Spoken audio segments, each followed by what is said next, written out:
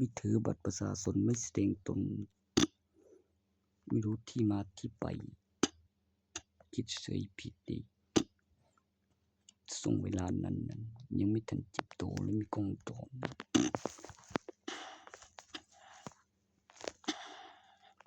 ไม่ให้ทำบ่อยปานนั้นดอก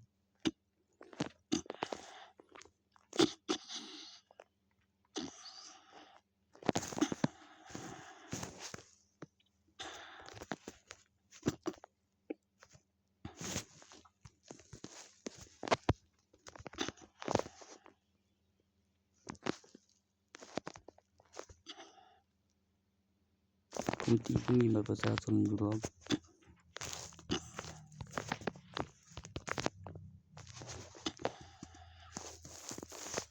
คือเฉยผิดนี่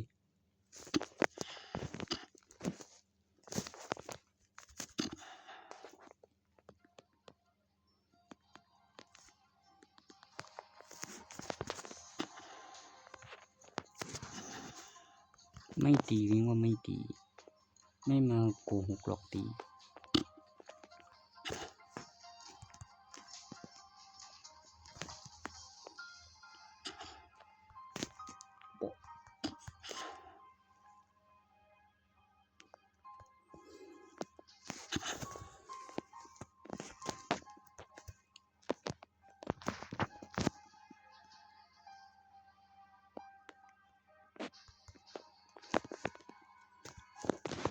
ไม่นะ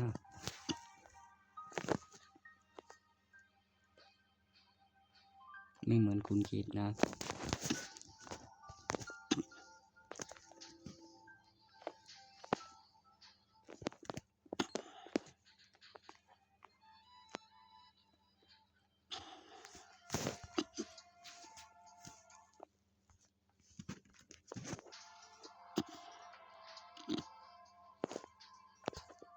เหมือนบอกไว้นี่เป็นคำอธิบาย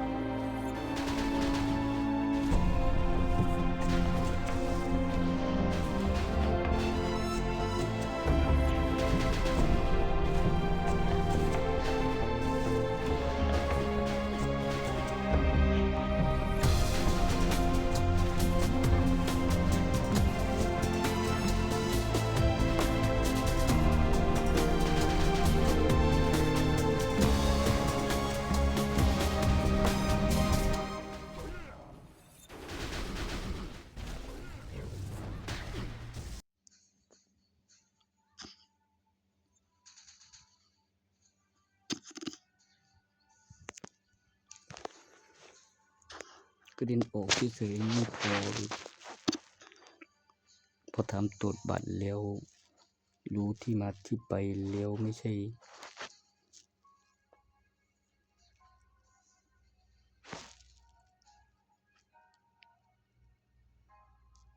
เรื่องที่มาหยอกไม่ดีอย่างว่า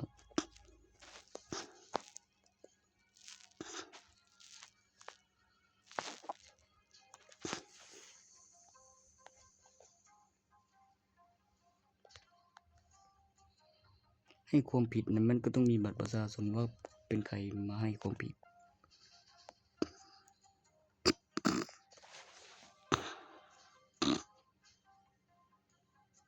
โดยที่ความผิดที่ไม่สมเหตุสมผลไม่รับดินิ้วอ้างจะมาตีบ่แบบในเขตบริเวณส่วนตัวตั้งแต่อยู่ในบ้านพี่แล้ว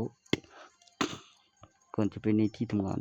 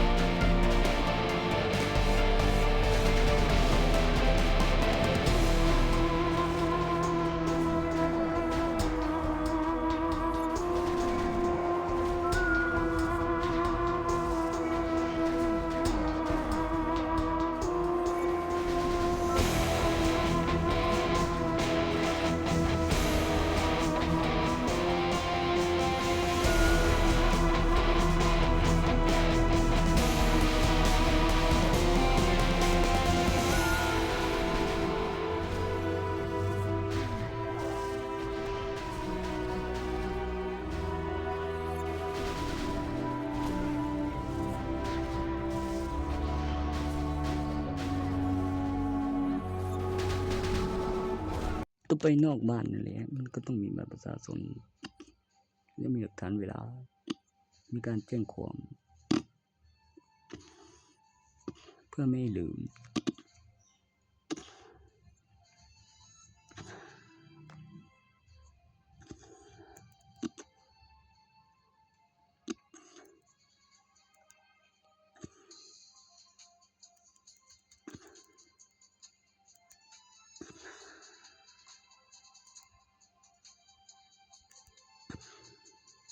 กำหนดเวลาต่อจากนี้กล้องวงจรพยานคือจะเฉยไม่ผิด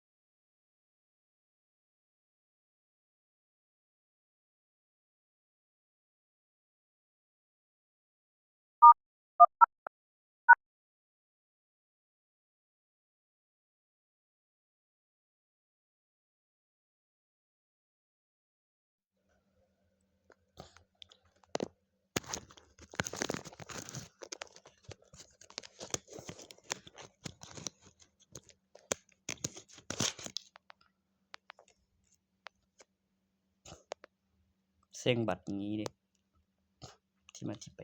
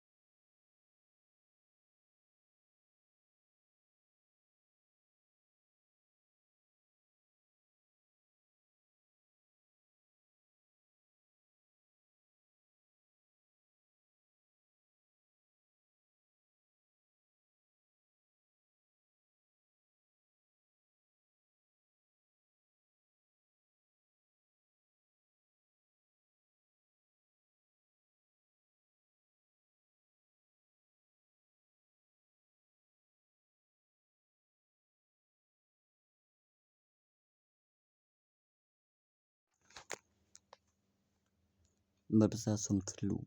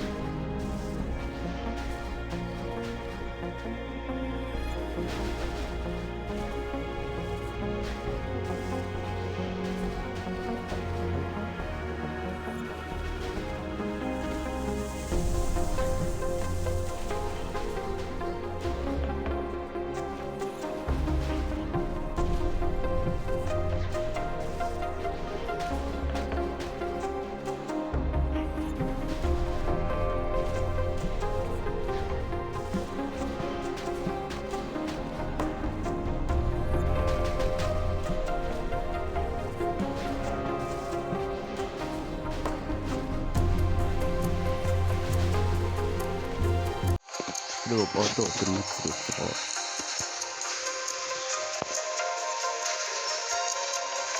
ข้อมูลประโยคแรงดันวิญญาณแรงดันที่ป้องกันอันตรายแรงดันที่ป้องกันให้เราปลอดภัยในอาณาเขตเป็นวงกลมออกจากจุดยืนรวมถึงมีที่อยู่อาศัยแล้วในขณะเคลื่อนที่เป็นแรงดันวิญญาณในอาณาเขตวงกลมโซโลกัน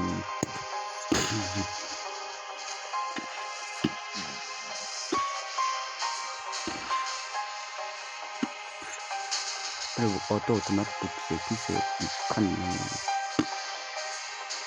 มีคำอธิบายบอกไว้ลิเยียนสาธุ